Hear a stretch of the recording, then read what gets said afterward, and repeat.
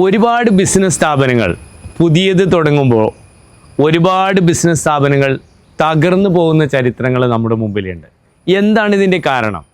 അതേപോലെ തന്നെ ഒരുപാട് യങ് ഓൺട്രപ്രനേഴ്സ് ഉയർന്നു വരുമ്പോൾ പാപ്പരായിട്ടുള്ള ഒരുപാട് യങ് ഓൺട്രപ്രനേഴ്സിൻ്റെ ചരിത്രവും നമ്മുടെ മുമ്പിലുണ്ട്. എന്താണ് ഇത്തരത്തിലുള്ള പരാജയങ്ങളിലേക്ക് പലപ്പോഴും ബിസിനസ് അല്ലെങ്കിൽ ഓൺട്രപ്രനർഷിപ്പ് എത്തുന്നത് എന്നൊന്ന് നമുക്ക് പരിശോധിക്കാം.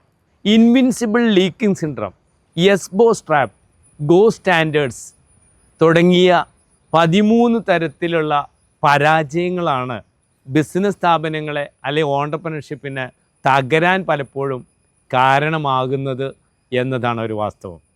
അഥവാ ഇൻവിൻസിബിൾ ലീക്കിംഗ് സിൻഡ്രം എന്ന് പറയുമ്പോൾ റവന്യൂ ഒരുപാട് ഉണ്ടാക്കുന്നുണ്ടാവാം, പ്രോഫിറ്റ് ക്രിയേറ്റ് ചെയ്യുന്നുണ്ടാവാം, പക്ഷെ അതേപോലെ ആ റവന്യൂ വേറൊരു തരത്തിൽ നഷ്ടപ്പെടുന്ന അവസ്ഥയും ബിസിനസ് സ്ഥാപനങ്ങളിൽ നടക്കുന്നു.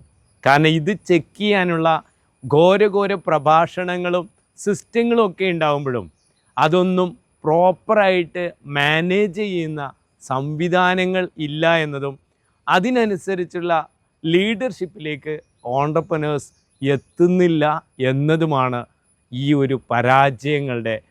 ഓരോ പരാജയങ്ങളുടെയും പ്രധാനപ്പെട്ട കാരണം.